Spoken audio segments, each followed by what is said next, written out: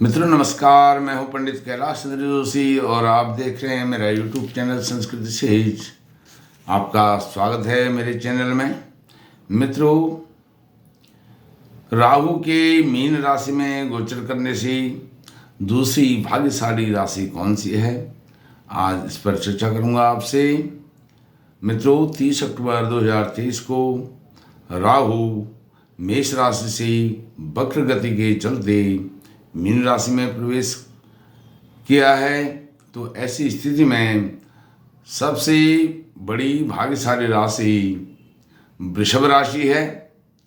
वृषभ राशि के बाद आज बारी है मिथुन राशि की। मिथुन राशि दूसरी सबसे बड़ी भाग्यशाली राशि है, उस पर चर्चा करूं उससे पहले आपसे निवेदन है, मेरे चैनल को सब्सक्राइब कीजिए, मेरी वीडियो को लाइक कीजिए और शेयर भी कीजिए। मित्रों, मिथुन राशि के कर्म क्षेत्र में दशम भाव में राहु गोचर कर रहे हैं 30 अक्टूबर 2023 से। एक बात आपको महत्वपूर्ण बताना चाहता हूं, यह जो गोचर है यह चंद्र राशि के अनुसार, आपकी चंद्र मिथुन राशि के अनुसार है, लग्न के अनुसार नहीं है। अब जैसे कि मैंने आपको बताया, मिथुन राशि के कर्म क्षेत्र दशम भाव में राहु गोचर कर रहे हैं 30 अक्टूबर से, तो इसके आपको क्या क्या अद्भुत लाभ होने वाले हैं उसके विषय में मैं आपको बताता हूं। आप ध्यानपूर्वक उसको सुनिए। यदि आप कर्म क्षेत्र नौकरी के लिए आवेदन कर रहे हैं, किसी व्यवसाय को, किसी बिजनेस को, किसी काम को आरंभ करना चाहते हैं, तो उसमें आपको आने वाले 18 महीने में बहुत अधिक लाभ होने वाला है, सफलता मिलने वाली है। यदि आप कहीं नौकरी पर हैं, काम पर हैं, जॉब पर हैं, तो आपको यहाँ से पदोन्नति होने वाली है, प्रगति होने वाली है। आपकी जितनी भी बाधाएं पिछले 18 महीनों में आपको आई थी, वह बाधाओं का सब यहाँ पर वह सब सॉल्व होने वाली हैं। इसलिए आपको कोई घबराने की आवश्यकता नहीं है, लाभ ही लाभ है आने वाले 18 महीनों में।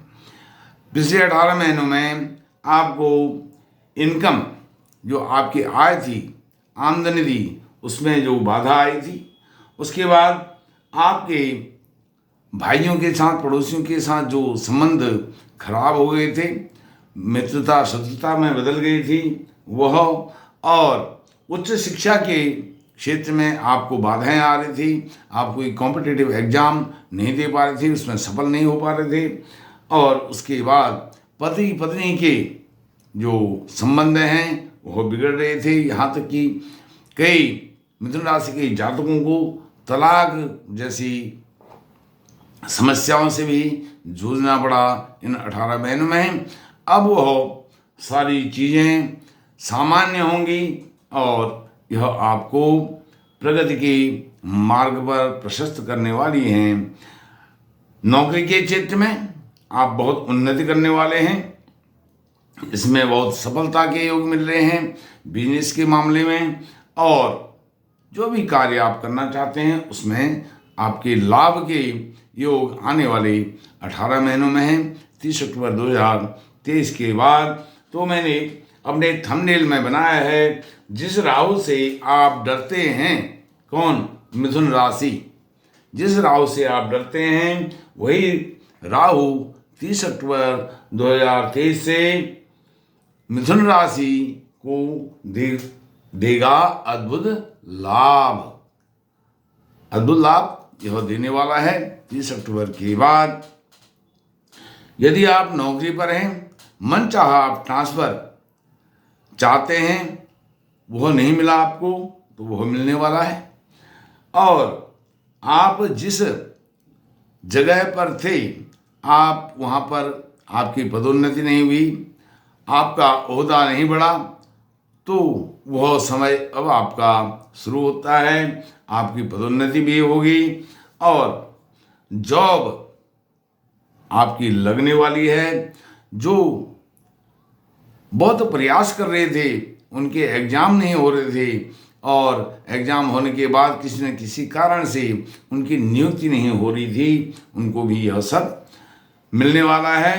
कर्म क्षेत्र का जो राहु है, इससे आप दूर देश विदेश में कार्य के लिए, बिजनेस के लिए, अपनी जॉब के लिए जाना चाहते थे, वह नहीं जा पाए, तो वह भी आपकी सफलता यहाँ पर आपको मिलने वाली है। आने वाले 18 महीनों में आप बुलंदियों को छूने वाले हैं। इस प्रकार से जितने भी भौतिक सुख संसाधन आपके अवरुद्ध हो गए थे, आप घोड़ा, गाड़ी, मकान, वाहन यह सब नहीं कर पाए थे, बीते हुए 18 महीनों में यह मिथुन राशि के लिए 18 महीनों का समय, आने वाला समय बहुत ही लाभ देने वाला है। भौतिक सुख साधन संसाधन सब आपको इन आने वाले 18 महीनों में मिलने वाला है। मित्रों, अभी और आगे आपको बताता हूँ। यह मैंने जैसे आपको बताया, मिथुन राशि के आधार पर, राशि के आधार पर, चंद्रमा के आधार पर यह विश्लेषण है। यदि आपका मिथुन लग्न भी है, मिथुन राशि के साथ साथ मिथुन लग्न भी आपका है, आपकी जन्मकालिक जो लग्न कुंडली है मिथुन लग्न है, तो इसमें 4 चांद लगेंगे, सोने पर सुहागा होगा, बशर्ते कि एक शर्त है, उसमें आपके अष्टम और द्वादश भाव में 8वें और 12वें घर में, लग्न कुंडली के 8वें 12वें घर में राहु नहीं होना चाहिए। यदि आपके 8वें और 12वें भाव में राहु है तो आपको अधिक लाभ यह नहीं देगा, सामान्य लाभ देगा, लेकिन पिछले 18 महीनों के बनस्पत बहुत अच्छा लाभ फिर भी देगा। और एक बात आपको और बताता हूँ, यदि आपकी लग्न कुंडली में 3 में और 11 में, 3 और 11 में, तृतीय भाव और एकादश भाव में राहु है लग्न कुंडली में, तो यह आपको अचानक आकस्मिक लाभ देने वाला है। अचानक लाभ आपको मिलेगा। आपने कभी कल्पना नहीं करी होगी कि मैंने तो इस क्षेत्र में इसके लिए काम ही नहीं किया था, इतना बड़ा लाभ मुझे कैसे प्राप्त हो गया। आप अचंभित, आश्चर्यचकित इससे हो जाएंगे। इतना बड़ा लाभ आपको यह मिलने वाला है। और दूसरी बात आपको बताता हूं, जो शुक्र हैं, शुक्र अभी आपके तृतीय भाव में गोचर कर रहे हैं आपकी राशि के अनुसार, और यह 2 नवंबर को आपके चतुर्थ भाव में आएंगे शुक्र। तो शुक्र के चतुर्थ भाव में आने से क्या होगा, आपका जो पंचमेश है, पंचम भाव का स्वामी शुक्र, वह अभी 2 नवंबर को आपके चतुर्थ भाव में आने वाले हैं। तो पंचमेश जो है त्रिकोणेश भी है, वह त्रिकोणेश केंद्र में जाएगा, तो यह आपको और भी अधिक अद्भुत लाभ देने वाला है। शुक्र से आपको जितने भी भौतिक संसाधन हैं, आपका विवाह रुक गया है, विवाह होने वाला है, इससे आपका विवाह होगा। विवाह में जो बाधाएं पिछले समय में आई हैं, विवाह होगा। आपका घर, मकान आप बनाने वाले थे, वह नहीं बना पाए, वह बनने वाला है। और आपको जो भी सांसारिक सुख हैं वह सब मिलने वाले हैं। यदि आप संतान चाहते हैं, कुछ दंपत्ति ऐसे हैं वो संतान के लिए परेशान रहे हैं, उनको संतान सुख नहीं मिला, संतान सुख मिथुन राशि वाले जातक संतान सुख इस 18 महीनों में उनको प्राप्त होने वाला है। और जिनकी संतान है वह अपने संतान के प्रति अधिक सचेत होंगे। उनके जो संस्कार हैं, उनकी पढ़ाई है, लिखाई है, उसके विषय में, और उच्च शिक्षा में आप सफल नहीं हो पाए, किसी कॉम्पिटिटिव एग्जाम में सफल नहीं हो पाए, वह उच्च शिक्षा भी आपको इन 18 महीनों में मिलने वाली है, या उसका मार्ग प्रशस्त होने वाला है, या आप उस उच्च शिक्षा को पा रहे हैं तो उस उच्च शिक्षा में आप उत्तीर्ण होने वाले हैं। यह बहुत लाभदायक गोचर है। वह और इन सब के चलते जो आपकी यश मान प्रतिष्ठा को हानि हुई है पिछले समय में, वो यश मान प्रतिष्ठा आपकी पुनः स्थापित होने वाली है। और आपकी जो सामाजिक जीवन में जो प्रतिष्ठा थी, यश था, मान सम्मान था, आओ भगत होती थी, इज्जत होती थी, वह सब पुनः आपको मिलने वाली है। यह पिछले 18 महीनों में आपने बहुत कुछ राहु के आपके एकादश भाव में होने के कारण बहुत कुछ खोया है। वह जो खोया है अतीत में, वह आपको वापस मिलने वाला है, इसमें कोई दो राय नहीं है।